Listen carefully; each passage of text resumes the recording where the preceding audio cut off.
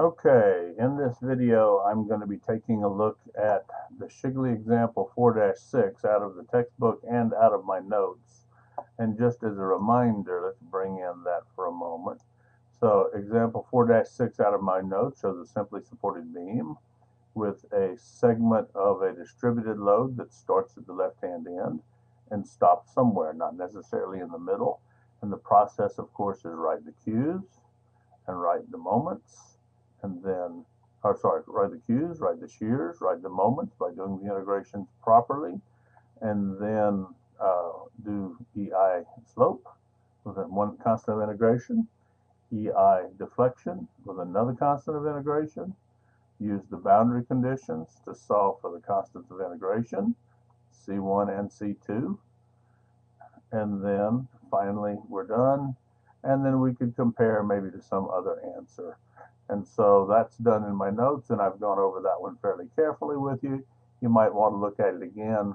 What I'm going to do is look at how we can apply singularity functions in Mathcad, and if we have numbers to work with rather than symbolics, then we can actually first of all plot deflections, plot slopes, all of those kind of things. And so first thing I want to do is define the singularity functions that I would plan to use. And let me go back and just remind you of that table. And it's basically the singularity function table is a series of functions that start with a -2 function for a point moment, a -1 function for a point load, the 0 power function for a uniform distributed load, and the 1 power function for a load that ramps up. And so, and if you look carefully at each of these are just a set of if statements that says if x does not equal a, return a 0, but if x is a, return an infinity on this one. Can't do that in Mathcad, I'll just return a 1. Same kind of thing here, but return a 1. So these are pretty much the same singularity function. This one says return a 0 if x is less than a, and return a 1 if x is greater than or equal to a. And this one says return x minus a if x is bigger than a. How can we implement that in Mathcad? We can do that by writing a function.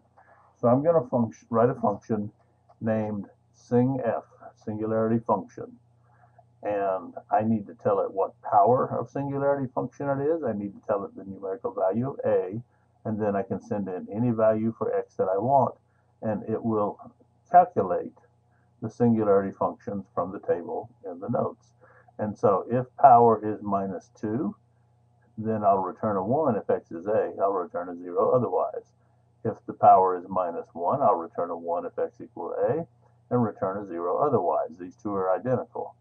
If power is 0, I'll return a 1 if x is bigger than a, I'll return a 0 otherwise. For all the other powers, if power is greater than or equal to, it should be if power is greater than 1. I need to fix that, so I will. Or if power is greater than or equal to 2. Looks like that one never hurt me. Power greater than or equal to 2, then I'll return x minus a raised to that power.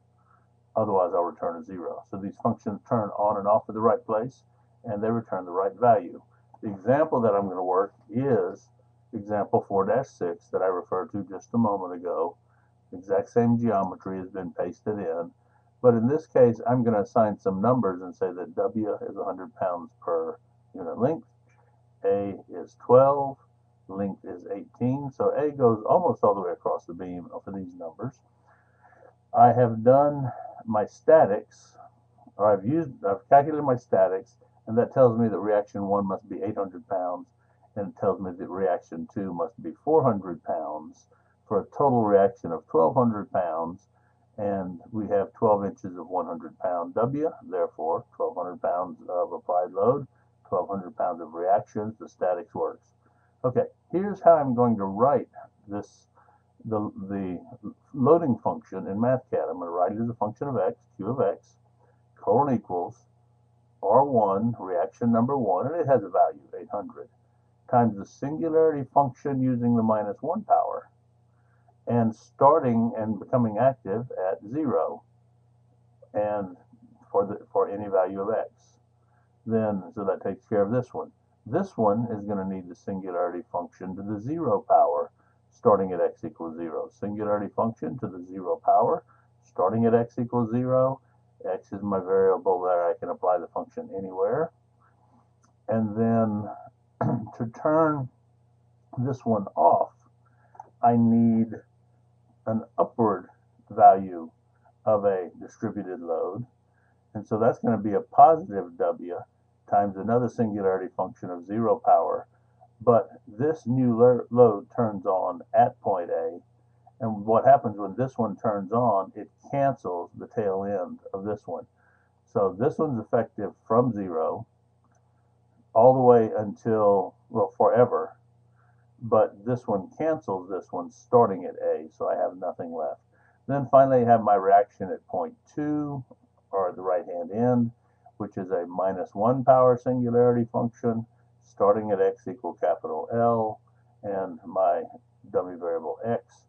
So this Q1 of x, in fact, can be plotted in Mathcad. So here's Q of x, and here's my horizontal axis x. And the first thing I should have is this R1 term turns on, and at the same time, this one turns on. This one would ordinarily, I'm not sure why it doesn't plot all the way up to 800. It should plot all the way up to 800 and then drop down to a minus 100 here. It should remain a constant minus 100 until x equal A, and then it should go to 0. Then finally I should have a spike right here of 400, which is this final term turning on at x equal L, which is 18. So my reaction at the left, my distributed load, nothing for a while, and my reaction to the right. Now, so I wrote my singularity functions in terms of this function that I wrote, which behaves like the singularity functions explained in the textbook. Now, what do I do to continue on? I copy this, I paste it right here, and I raise all of the powers by 1. The minus 1 becomes a 0. These two don't change ever. My 0 becomes a 1. This 0 becomes a 1. This minus 1 becomes a 0. So I copied, I pasted, and I increased the first number inside every one of these functions. That gives me my shear function. Why isn't my shear function plotting? Let's see. I must have accidentally, because it was plotting earlier, I must have accidentally typed something because it was showing a beautiful shear diagram.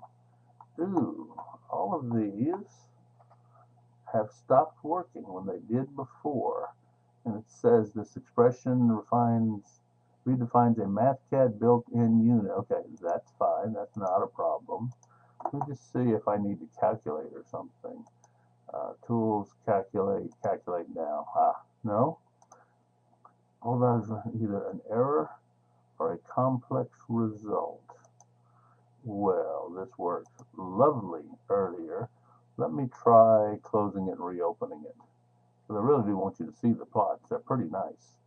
File, close, no, won't save changes. File, same one.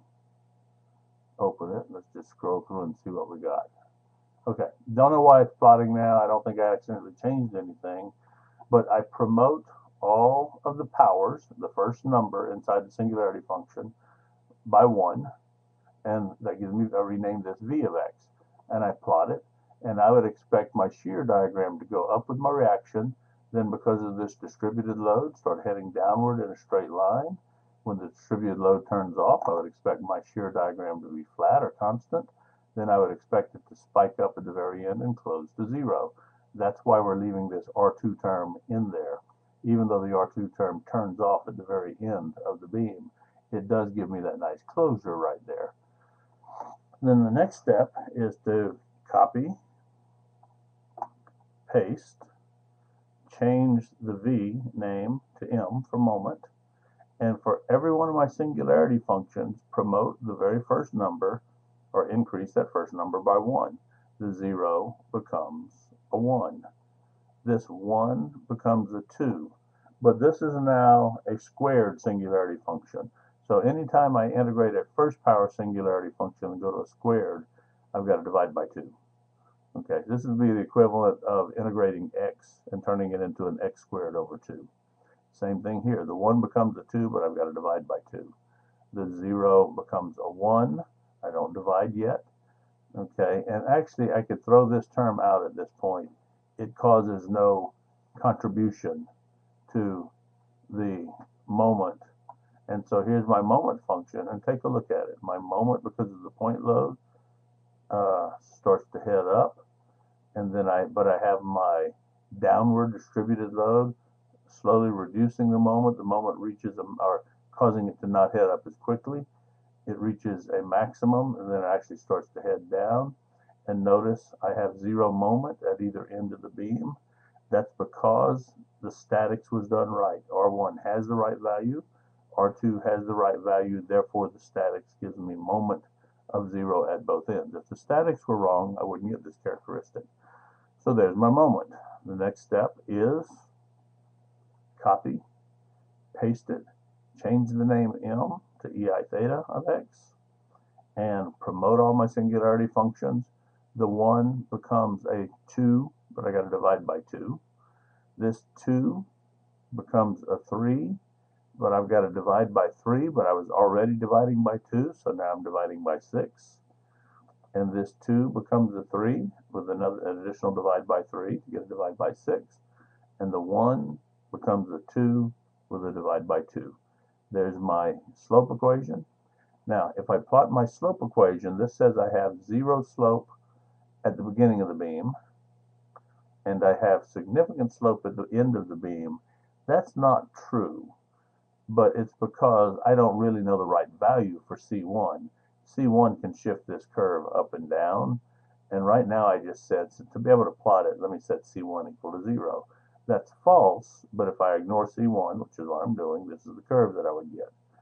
Now, the next step is to take my EI theta function and copy, paste it here, change EI theta to EIY, and promote my 2 to a 3 with a divide by 3, which makes it a divide by 6. Bring my 3 to a 4 with a divide by 4, but I already had a divide by 6, so this becomes a divide by 6 times 4 of 24. My 3 becomes a 4 with a divide by 24, and my 2 becomes a 3 with a divide by 6. My C1, when I integrate it, gets a C1x. Don't miss that step. And then I have, and this C1 came from the previous integration, but I get another constant of integration when I do integrate from here to there, so I get a C2. If I temporarily say C2 is also 0, what I'm going to get is a deflection of 0, or an EI deflection of 0 at the left-hand end, and a significant deflection at the right-hand end.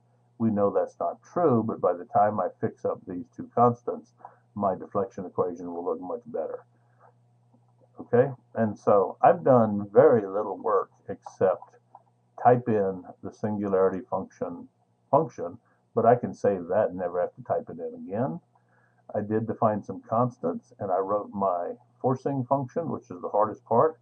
After that, it's promote to integrate. Promote, raise the powers to integrate, raise the powers and divide by constants to integrate, raise the powers, divide by constants to integrate. And now I'm going to deal with my boundary conditions. At x equals 0, EIY should equal 0. And so I'm going to use a Mathcad given find block, which solves for an unknown with an equation that's true. So it is true that my deflection function, here's my deflection function, but I plugged in 0 everywhere for x. Notice this no longer has an x there, it's got 0 there. And I plugged in a 0 for x right there. So if I plug in 0 for x everywhere, then my deflection function should give me a 0. That's my boundary condition. And then because all of these terms will go to 0, this is going to say, when I ask you to find the value of C2, it is going to give a 0. It's going to set C2 equal to 0.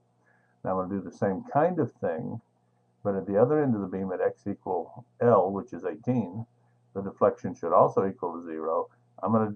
Using a given find block, I've got to supply a guess. I'm going to supply a lousy guess. C1 equals 0 is not. Then, given that my deflection function, where I plug in L in the x spot everywhere, including here, and L is 16 or 18, something like that, and C2 has already been solved for 0, I'm going to find C1, and it finds C1 as a negative 1.92 times 10 to the fourth. So I have my right value for C2, I have my correct value for C1.